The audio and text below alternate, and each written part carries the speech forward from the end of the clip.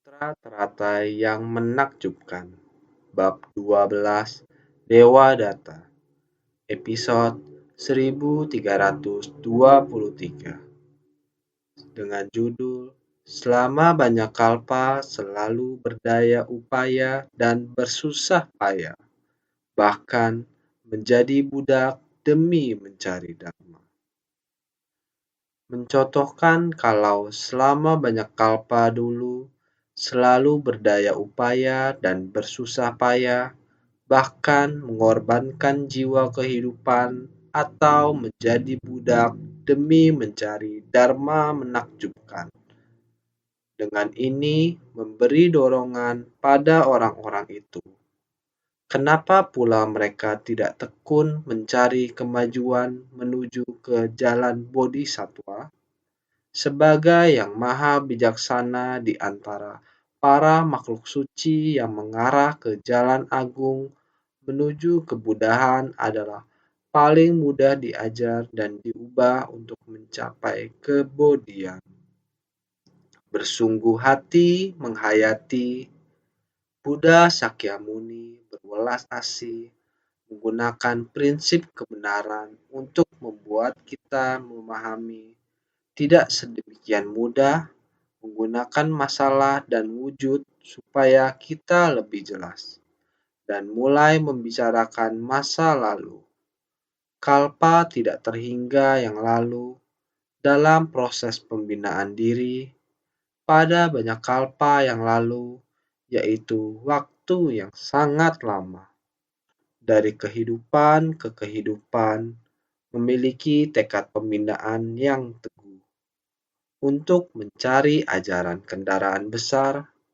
Oleh itu, selama kehidupan ke kehidupan, berdaya upaya dan bersusah payah, sangat tekun tanpa mengenal susah.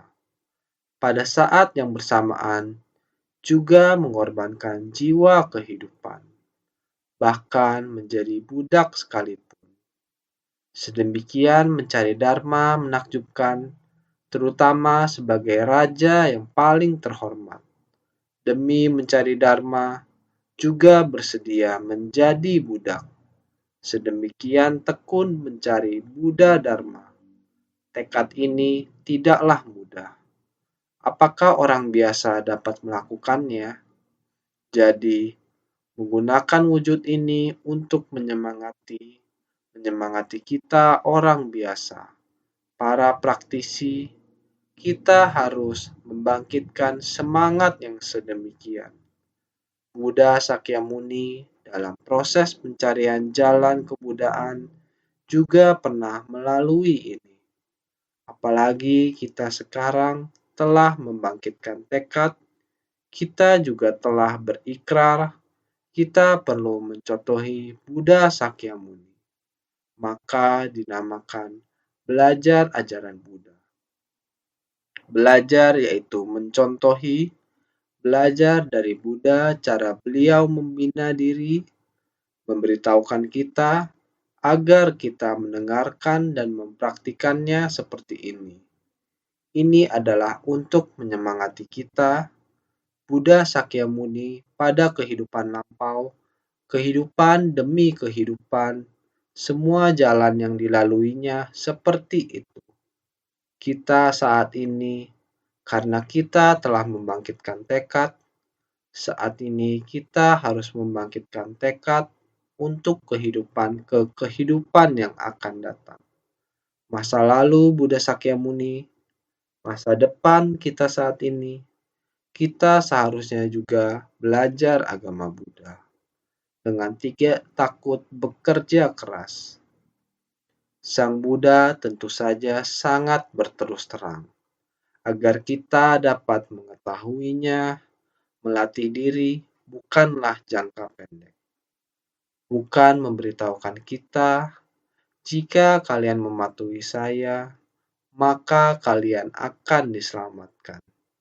Bukan seperti itu. Itu tergantung pada diri kita sendiri.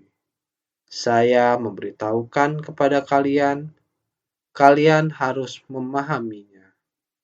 Kalian harus melatih diri seperti itu.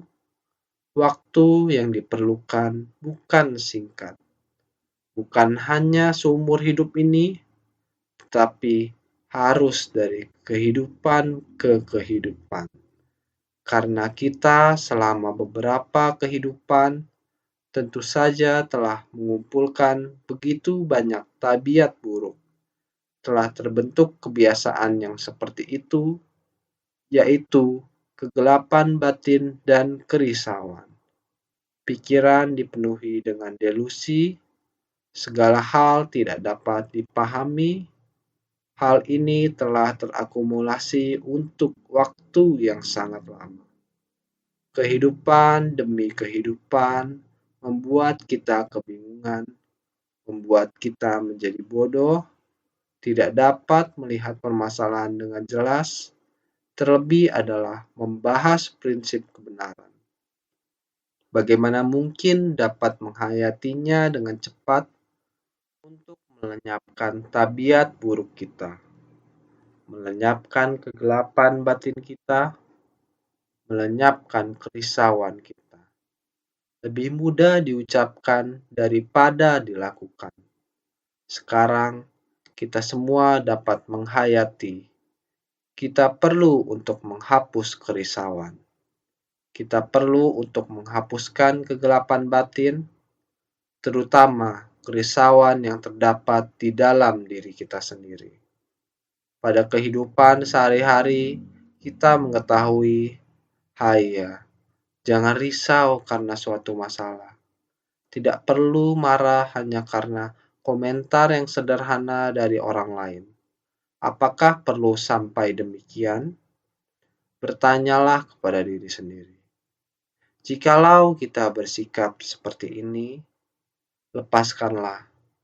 Bukan hanya menghilangkan benci dan dengki, kita masih perlu mengubah sudut pandang terhadap orang lain. Kita perlu giat untuk membuat jalinan jodoh baik. Sudahkah kita melakukannya?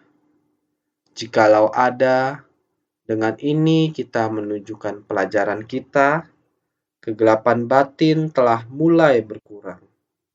Jikalau tidak, menunjukkan bahwa kita masih saja seperti semula, kita masih sama seperti sebelumnya. Apakah ini butuh waktu yang panjang? Inilah mengapa Buddha datang menyemangati kita. Di masa lalunya, beliau bekerja keras sepanjang waktu dalam kalpa yang lama di masa lalu. Untuk waktu yang lama, beliau mengorbankan seluruh jiwa raganya. Beliau memiliki status tinggi sebagai raja. Tetapi demi mencapai dharma, dia bersedia melayani sebagai budak. Mencari dharma yang menakjubkan, beliau mampu melakukannya. Apakah kita mampu melakukannya? Ketika kita melakukan beberapa hal kecil untuk orang lain, dan mereka memberikan tampang tidak baik dan komentar, kita mulai memunculkan pikiran arogan dan sikap yang buruk. Kita adalah orang yang demikian awam. Hanya dengan bersumbangsi antar sesama, kita menjadi sombong dan arogan. Sulit bagi kita untuk menundukkan kesombongan dan arogansi kita. Apalagi beliau dengan status yang begitu tinggi, tetapi rela untuk melepaskan status dirinya. Demi mencari dharma, melayani sebagai budak untuk diperintah tanpa mementingkan dirinya sendiri. Akankah kita dapat melakukan ini? Ini sangat sulit. Tetapi Buddha sesungguhnya sudah melakukannya. Buddha bukanlah pembohong, bukan omong kosong. Beliau adalah orang yang jujur, maka beliau menceritakan masa lalu. Kita seharusnya percaya. Setelah kita percaya, kita seharusnya berikrar untuk memahaminya. Memahaminya, kita harus mempraktikannya dengan tindakan nyata. Dengan begini, barulah bisa membuktikannya dan menghayati. Barulah bisa kita menghayati dan memahaminya. Kemudian tercerahkan. Yang disampaikan ke kita, jika kita tidak ingin percaya, bagaimana kita membangkitkan tekad untuk memahaminya? Harus mempraktikannya dalam tindakan nyata setelah memahaminya. Seseorang harus meminumnya sendiri, baru tahu dingin atau panasnya air tersebut. Jika memberitahu kepada Anda, teh ini sangat pahit, apakah kamu mengetahuinya? Sangatlah pahit. Apakah kamu berani meminumnya? Silakan mencoba.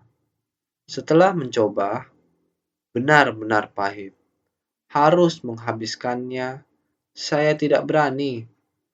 Haruslah dirasakan sendiri, baru bisa mengetahui.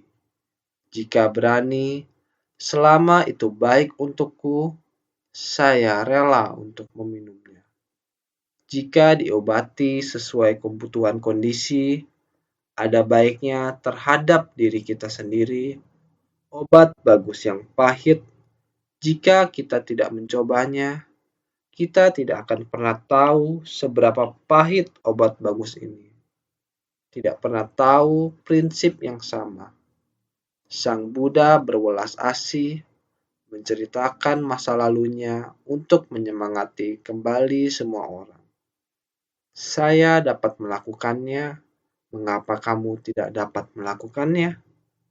Dengan cara seperti ini, Sang Buddha menyemangati kita, maka mengapa saya berani untuk bersusah payah tanpa mementingkan diri sendiri?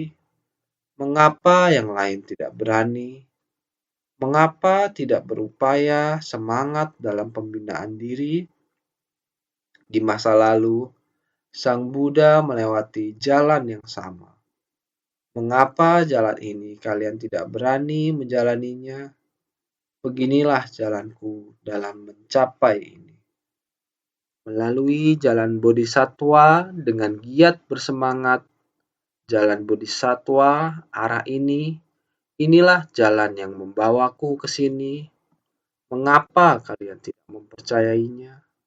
Apakah kalian tidak berani menjalaninya, meyakini, berikrar, dan mempraktikkan? Kalian harus percaya dan berikrar, harus dipraktekkan secara nyata agar bisa menghayati dan memahaminya. Kita baru ada cara untuk dari tempat itu ke tempat ini. Ini salah satu cara untuk memotivasi kita sehingga dikatakan sebagai yang maha bijaksana di antara para makhluk suci yang mengarah ke jalan agung menuju kebudaan. Sebenarnya, kita semuanya tidak berkenan menjalaninya. Terlalu mencintai diri kita sendiri, tidak berani bekerja keras, jadinya kita mengalami kesulitan. Bagaimana dengan Buddha? Yaitu sebagai yang maha bijaksana di antara para makhluk suci, dia mengarah ke jalan agung menuju kebudaan. Benar-benar maha bijaksana. Beliau masih terus-menerus memohon pencerahan.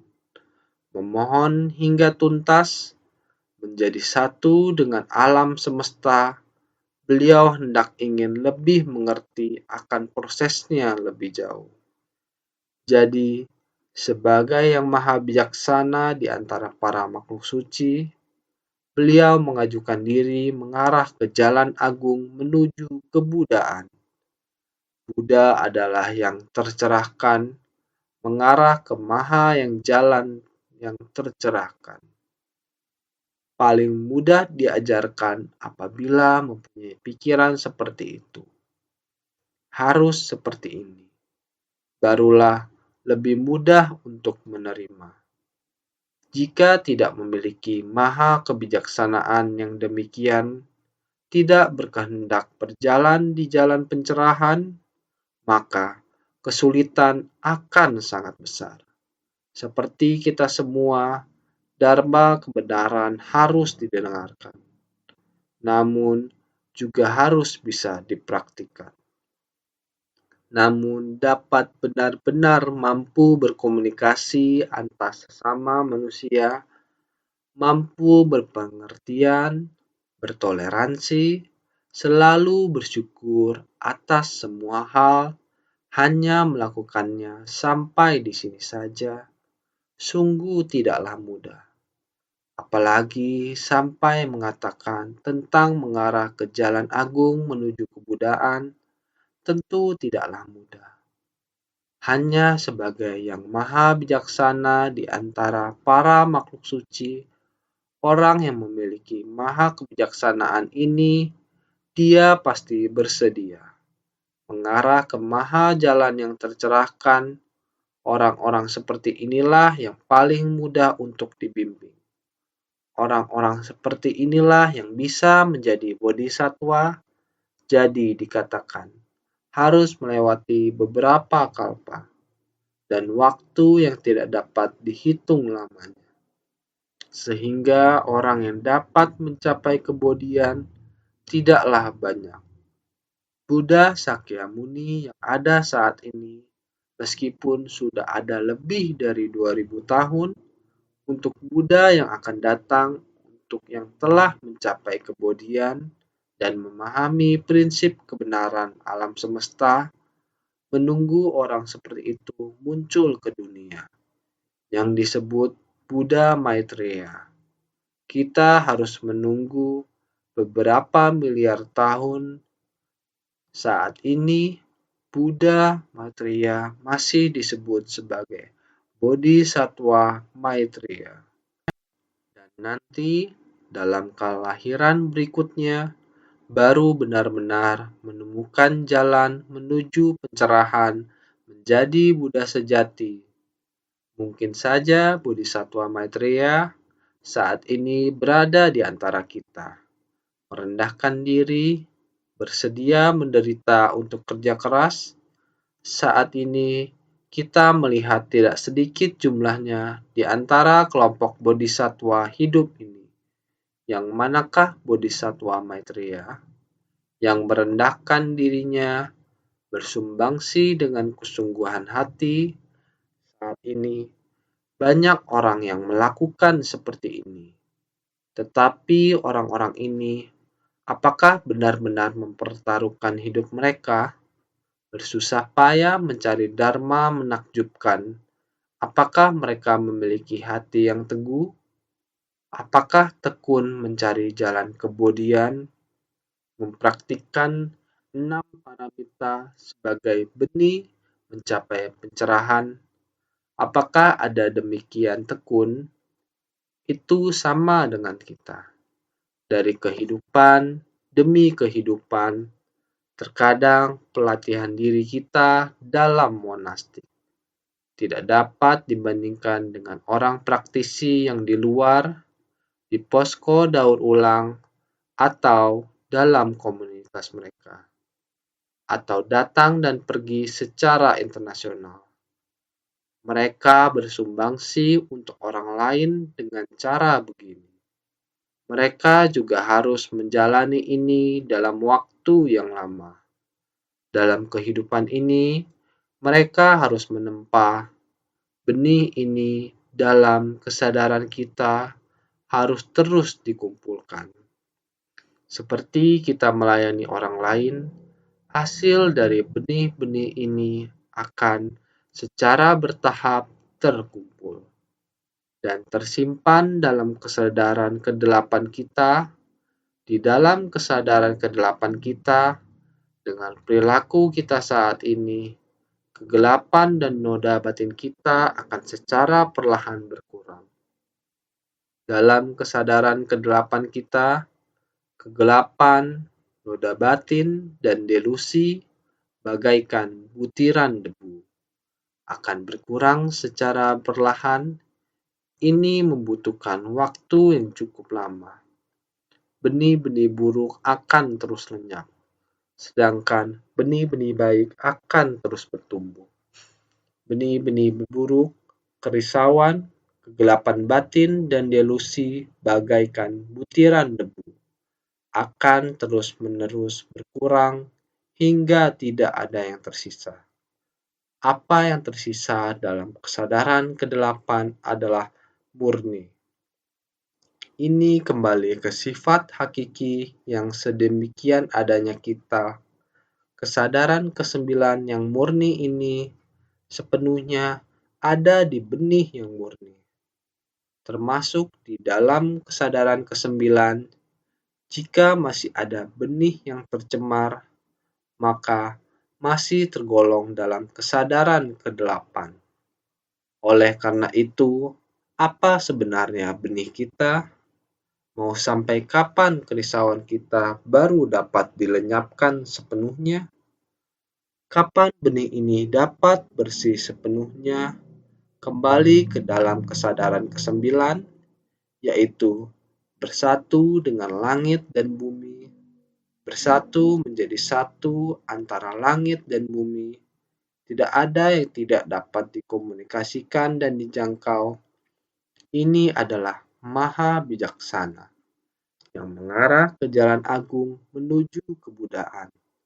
Ini adalah kesadaran kedelapan kita yang dimurnikan secara bertahap, yaitu sebagai yang Maha Bijaksana.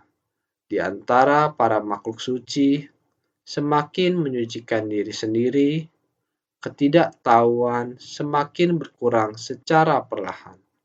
Berkurang secara perlahan sebagai yang maha bijaksana di antara para makhluk suci, kita secara perlahan mendekat ke arah maha suci.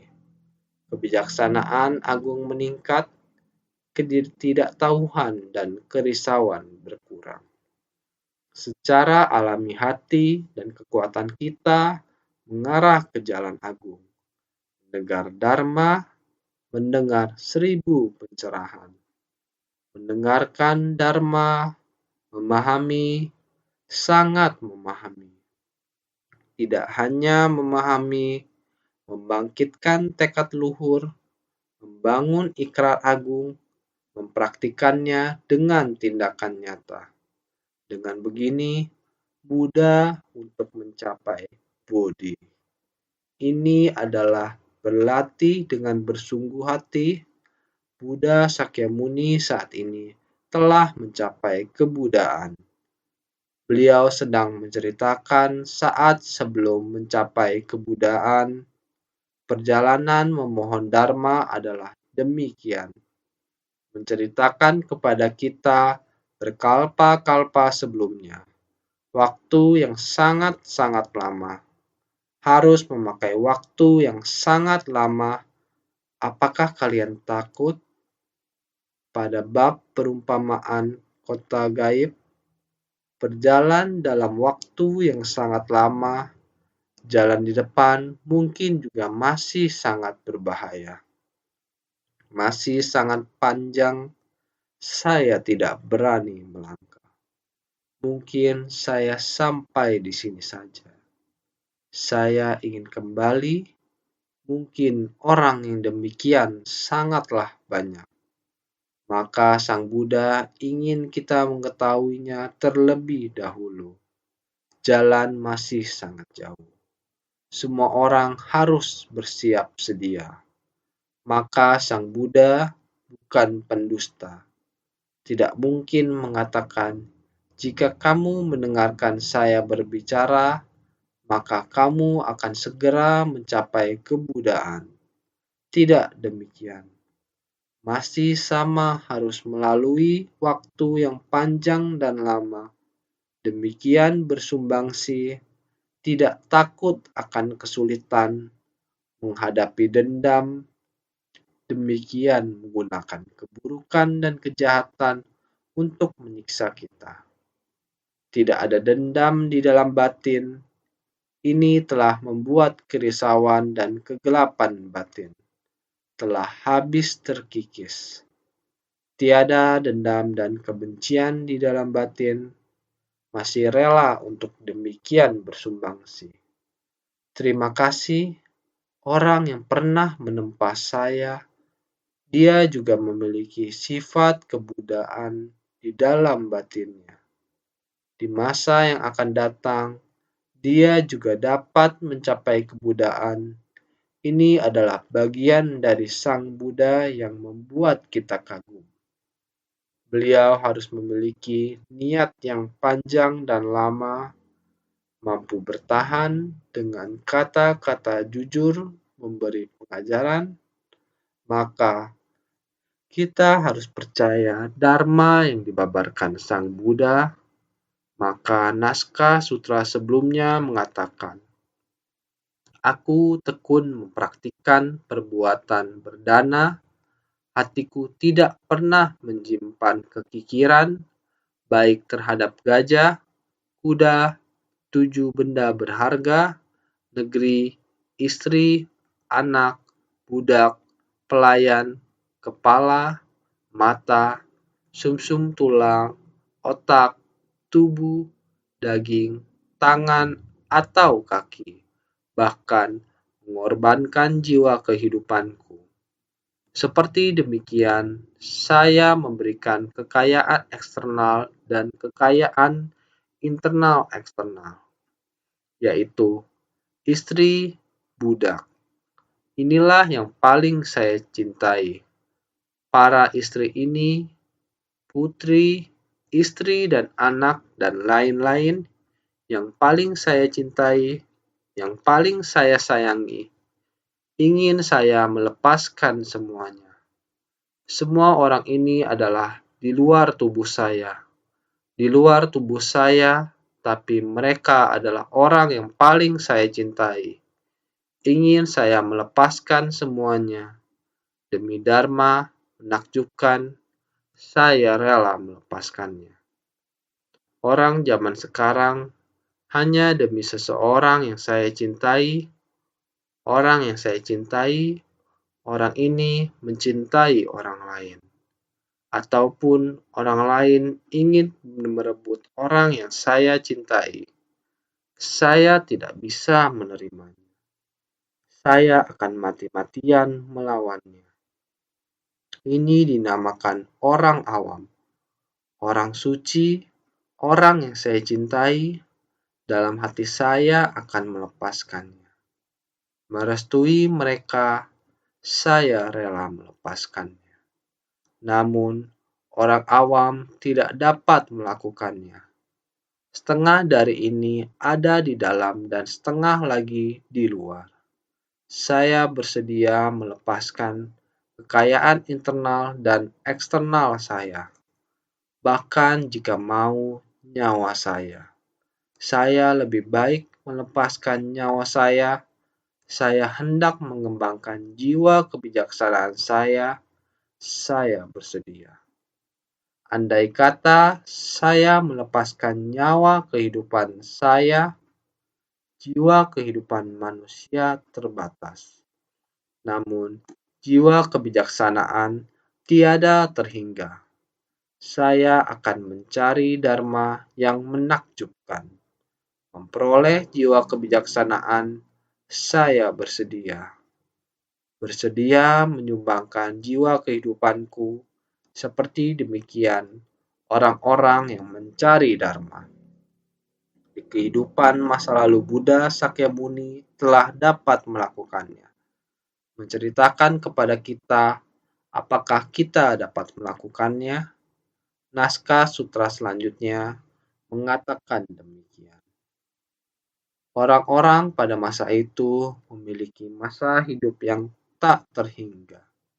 Demi Dharma, aku melepaskan tahta kerajaan dan menyerahkan pemerintahan kepada putra mahkota. Aku menabuh genderang Dharma dan mengumumkan pencarianku atas Dharma di 4 penjuru.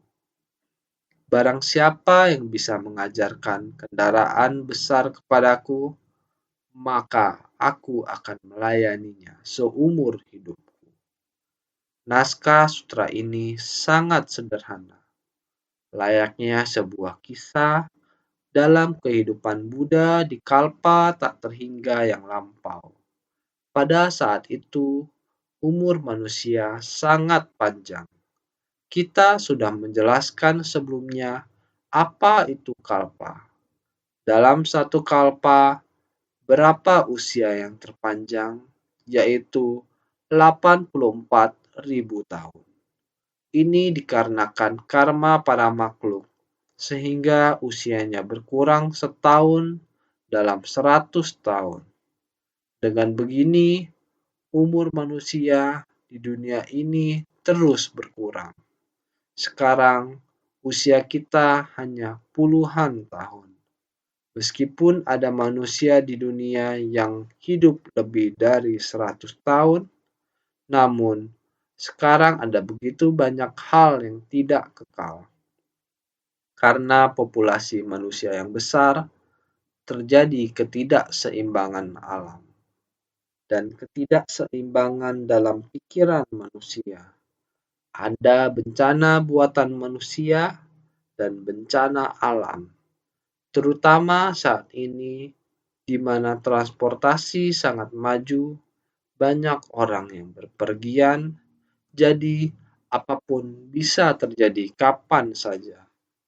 Bahkan kita melihat kasus yang mana orang sekarang menderita penyakit langka, contohnya diabetes. Meskipun sekarang ini sangat sering terjadi, sebelumnya hanya orang yang lanjut usia yang menderita diabetes. Sekarang ini, bahkan anak-anak sekalipun bisa menderita diabetes. Anak-anak muda juga sekarang penyakit langka semakin banyak terjadi. Ada kejadian seperti ini yang menunjukkan bahwa hidup ini tidak kekal. Terlebih lagi penyakit otak atau jantung. Ada orang yang tadi masih berbicara dan tertawa, kemudian tiba-tiba meninggal dunia. Ini juga terjadi. Usia manusia saat ini sangat singkat. Masa hidup pada zaman dulu adalah sekitar 84.000 tahun. Demikian terus-menerus berkurang. Sekarang, masa hidup orang-orang berkisar beberapa puluh tahun saja. Akan terus berkurang hingga bencana alam dan akibat perbuatan manusia. Setiap kali bencana terjadi, akan terjadi banyak kerugian di kehidupan manusia. Dengan demikian, dihitung rata-ratakan masa hidup manusia akan menjadi 10 tahun. Bencana semakin banyak, kehidupan manusia akan semakin pendek dan tidak kekal. Kita tidak tahu apa yang akan terjadi keesokan harinya. Maka kita harus sangat jelas mengenai hal ini. Orang-orang pada masa itu memiliki masa hidup yang tak terhingga. Pada masa itu, orang-orang memiliki usia hidup yang panjang. Kalpa, jangka waktu yang panjang tak terkira, sehingga dikatakan sulit dilepaskan. Akan tetapi, Sang Buddha berkata, orang-orang pada masa itu memiliki masa hidup yang tak terhingga. Adalah waktu yang panjang di masa lalu. Pada masa itu, yaitu di masa lalu, usia hidup manusia sangat panjang. Hitung dengan kalpa. Kalpa adalah waktu yang panjang, tak terhitung, dikatakan sulit dilepaskan. Adalah waktu yang sangat panjang. Pada masa itu, kehidupan manusia sangat panjang. Tidak dapat dihitung dengan kalpa, tak terhingga. Demi Dharma, aku melepaskan tahta kerajaan dan menyerahkan pemerintahan kepada putra mahkota. Demi mencari Dharma menakjubkan, seketika melepaskan tahta kerajaan. Segala urusan pemerintahan dititipkan pada pangeran mahkota. Demi mencari Dharma, untuk mencari dharma di masa tersebut, sehingga beliau sangat bersedia melepaskan tahta kerajaan, menyerahkan tahta ini kepada putra mahkota demi mencari dharma menakjubkan. Sehingga seketika melepaskan tahta kerajaan, segala urusan pemerintahan dititipkan pada Pangeran Mahkota. Beliau ingin menggenggam waktu yang ada, seketika terbersit niat untuk mencari dharma. Hati sangat bergegas mengikuti waktu, bergegas menitipkan tahta kerajaan kepada putra beliau, sehingga aku menabuh genderang dharma dan mengumumkan pencarianku atas dharma di 4 penjuru. Menabuh genderang besar dan memberikan pengumuman akan berkunjung ke 4 penjuru untuk mencari dharma yang halus dan menakjubkan. Tahta kerajaan sudah diserahkan kepada putra mahkota.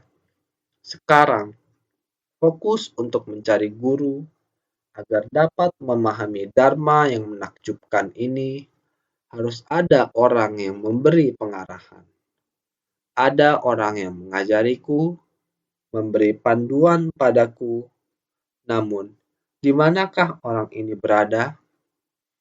Sebagai seorang raja, sehingga beliau, aku menabuh genderang dharma dan mengumumkan pencarianku atas dharma di 4 penjuru.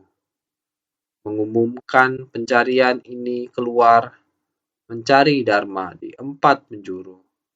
Berkunjung untuk mencari orang yang memahami dharma menakjubkan ini, sehingga dikatakan, barang siapa yang mengajarkan kendaraan besar kepadaku, maka aku akan melayaninya seumur hidupku. Demi mencari dharma agung dan guru dari kendaraan besar, dia berikrar akan melayani dan bekerja untuk sang guru seumur hidupnya. Siapakah orangnya? Yang mampu ajaran kendaraan besar, bukan ajaran kendaraan kecil, namun ajaran kendaraan besar, yang merupakan jalan menuju pencapaian kebudaan. Siapakah orangnya yang memiliki kebijaksanaan demikian, yang memiliki dharma demikian, yang dapat mengajarkan kepada saya, yang dapat membimbing saya? Saya rela dan bersedia. Saya selama hidup dengan segenap jiwa raga, selama hidup saya rela melayaninya. Dengan tubuh saya melayaninya.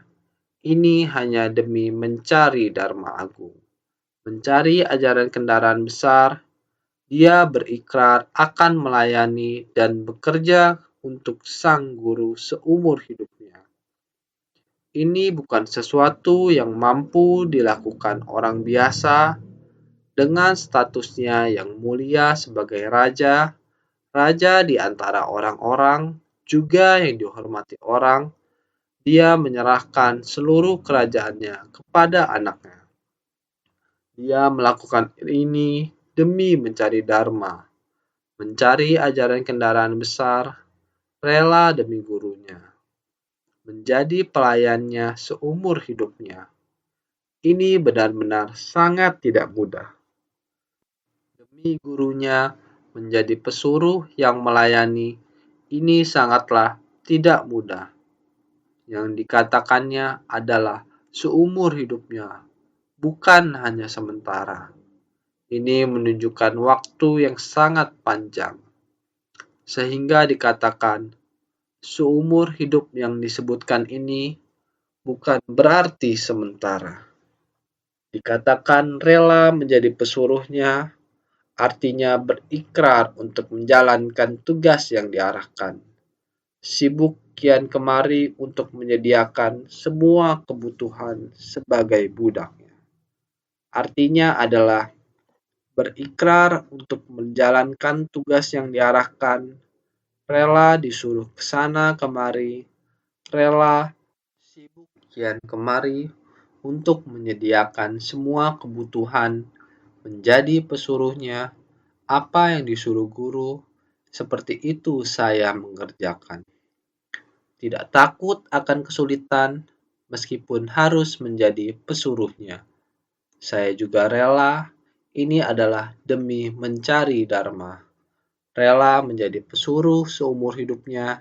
Jadi, jika tidak memiliki kerendahan hati, jika kita tidak rendah hati, tidak mungkin rela melakukan hal ini. Berpikir ingin mendengar Dharma, harus rendah hati. Kita harus mengikuti aturan dan mendengarkan Dharma.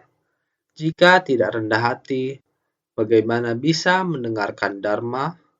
Jika tidak sabar, bagaimana bisa berdaya upaya dan bersusah payah? Inilah makhluk suci dan luhur yang menjadi contoh keteladanan bagi orang-orang di dunia, sebagai norma aturan bagi para pencari jalan kebenaran. Mendengarkan Dharma adalah harus mengecilkan diri kita sendiri. Kita jika masih merasa hebat, ego dan angkuh, arogan, Dharma ini ingin terus mendengarkannya. Tidaklah gampang. Mendengarkan yang kurang lebih sama, ini telah pernah mendengarkannya. Mengapa bisa membicarakannya dari awal lagi? Lihatlah, Sutra Teratai, Dharma di naskah panjang telah pernah dijelaskan. Mengapa harus di syair naskah dijelaskan ulang lagi? Dharma kurang lebih adalah demikian. Mengapa harus menggunakan waktu yang begitu panjang untuk membicarakannya? Buddha Sakya hanya satu bagian Sutra Teratai. Beliau harus membebarkannya selama 7 tahun lebih, hampir mendekati 8 tahun. Apalagi dengan kita sekarang, zaman sekarang, dengan naskah sutra ini, masalah dan prinsip mau dipadukan. Ini masih harus membutuhkan waktu yang sangat banyak untuk menjelaskan. Dari masalah ditemukan prinsipnya, dari prinsip dicocokkan dengan masalahnya. Dengan demikian, pembicaraan dan penjelasannya memiliki bukti, bukan sedang membicarakan yang tidak nyata. Setelah mendengarkan, tahu bahwa itu sangat bagus, tetapi jalan yang tidak bisa kita capai bukan, pasti akan membuat Anda dapat mencapainya. Asalkan Anda bersedia untuk membangkitkan tekad, tidak takut kesulitan, memiliki keyakinan sejati, ada membangkitkan ikrar, ada memulai langkah, Anda pasti akan bisa mencapainya. Ini adalah sebuah jalan yang sejati, tapi butuh waktu yang sangat panjang dan lama. Jika kita tidak sangat bersungguh hati, menggunakan kerendahan hati, melepaskan rasa hebat, keegoan, dan keangkuhan kita, bagaimana mungkin kita bisa melakukannya? Jadi, kita haruslah sangat bersungguh hati. Jika tidak sabar, bagaimana bisa berdaya upaya dan bersusah payah? Jika kita tidak rendah hati, bagaimana kita dapat mendengarkan Dharma? Jika kita tidak ingin bersabar, bagaimana kita bisa berdaya upaya dan bersusah payah? Bahkan raja bersedia demi orang yang membebarkan Dharma baginya untuk menjadi pelayan. Jadi, kita yang ingin mencari Dharma, bagaimana mungkin kita tidak berdaya upaya dan bersusah payah? Pada dasarnya, pelatihan diri harus tekun dan bersusah payah dalam kehidupan. Jika kita tidak ada ketekunan, kita tidak dapat benar-benar disebut sebagai praktisi.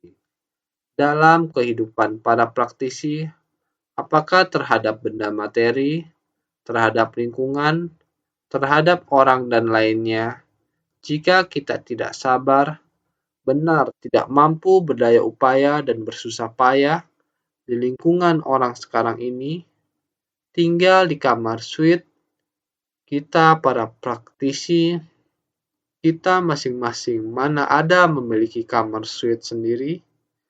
Tidak ada. Beberapa orang tinggal di satu kamar dan di malam hari, di tengah malam harus berjalan melewati koridor panjang untuk ke toilet. Kita adalah demikian untuk melakukan pelatihan diri. Kehidupan yang seperti ini, bisakah kita, mereka yang tidak mampu melakukannya, tidak bisa melewati langkah pertama, lingkungan tidak cocok, apalagi terhadap orang dan masalah, dari keluarga yang berbeda, datang dari tempat yang berbeda, agar semua orang harmonis bersatu hati, harus bisa bergotong royong untuk menyelesaikan tugas. Bersatu hati, harmonis, saling mengasihi, dan bergotong royong. Sesungguhnya tidaklah mudah. Jadi, tidak bisa tanpa kesabaran. Jika tidak memiliki kesabaran, bagaimana bisa berdaya upaya dan bersusah payah? Jadi, inilah makhluk suci dan luhur yang menjadi contoh keteladanan bagi orang-orang di dunia. Kita haruslah meniru makhluk hidup yang mulia. Bagaimana mereka bisa bekerja keras melewati jalan ini? Bagaimana mereka dapat dengan kesabaran bisa melewati jalan ini? Ikrar apa yang mereka buat untuk mencari dharma itu? Kondisi apa yang mereka ingin ujikan dan yang mereka ingin lalui ini? Makhluk suci dan luhur yang menjadi contoh keteladanan ini, jadi jalan kita ini harus serupa dengan jalan pelatihan Buddha Sakyamuni. Jalan yang seperti ini, kita harus bisa seperti ini. Yang untuk mendengarkan Dharma, mau pelatihan diri, tentu membutuhkan kesabaran dan ketekunan. Kita harus bisa untuk melakukan ini. Seperti bagaimana dalam kehidupan lampau Buddha Sakyamuni yang juga berjalan di jalan ini. Hal ini itu memberikan contohnya sebagai makhluk yang mulia, itu sebagai norma aturan bagi para pencari jalan kebenaran. Bagi mereka yang mencari jalan ini, itu haruslah mengikuti prinsip dan aturannya. Saat mereka berjalan di jalan ini, jika tidak, bagaimana ini bisa dianggap sebagai pelatihan diri? Segala kondisi penuh kenikmatan, serta buah balasan langsung, sanak keluarga dan lainnya, tak lain dan tak bukan adalah balasan penuh berkah bagi individu. Dia tidak lagi dirintangi oleh semuanya, rela melepaskan balasan ini untuk mencari orang yang mampu mengajarkan sutra teratai ini, serta rela untuk melayaninya seumur hidup. Sehingga segala kondisi penuh kenikmatan, serta buah balasan langsung, sanak keluarga dan lainnya, kita sekarang dalam segala kondisi penuh kenikmatan. Orang zaman sekarang semuanya mau yang leluasa.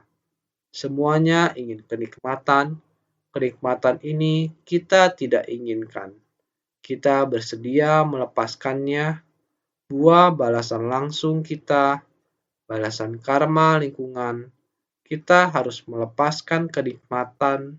Kita bersedia melatih diri pada buah balasan langsung kita. Balasan karma lingkungan kamu dulu selalu dikatakan. Kamu mempunyai lingkungan yang berlimpah. Mengapa kamu hendak lepaskan? Kenapa kamu mau melatih diri?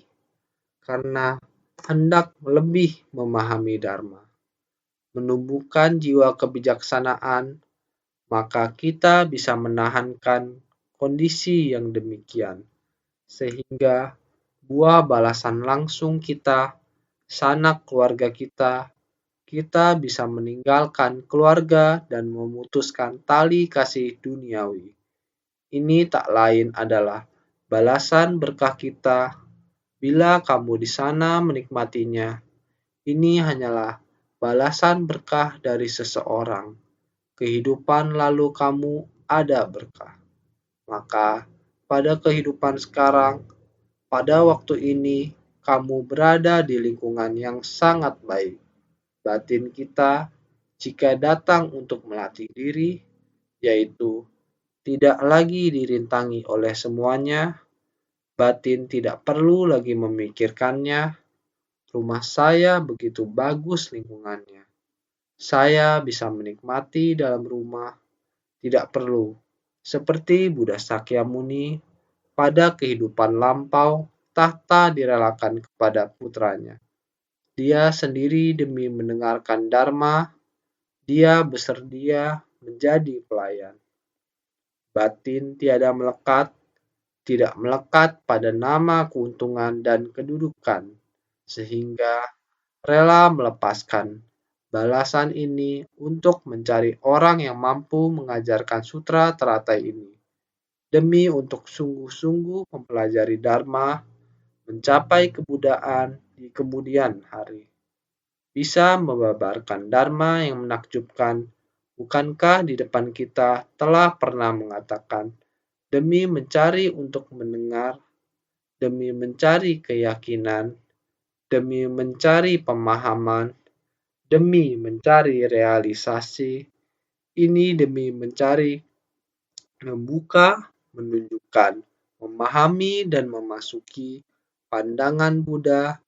Ini adalah proses dari mencari dharma, sehingga yaitu demi mencari dharma menakjubkan ini, demi mencari dharma sutra teratai, sehingga dia bersedia melayani seumur hidup.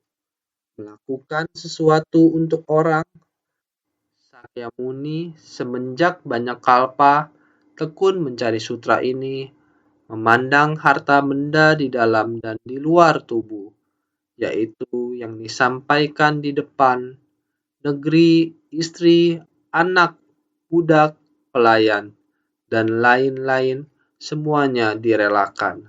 Sampai jiwanya juga bersedia direlakan. Tubuh, semuanya bersedia direlakan.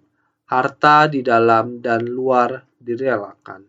Sehingga sebagai kotoran keruh yang tidak murni, sehingga tidak melekat pada nafsu keinginan. Ini diumpamakan seperti sampah. Kedudukannya, nama dan keuntungannya, dan lain-lain terhadap dia, semua ini sedikit pun tidak ada nilainya. Yang paling berharga adalah dharma menakjubkan. Demi mencari dharma menakjubkan, nama, keuntungan, kedudukan, semua dilepaskan.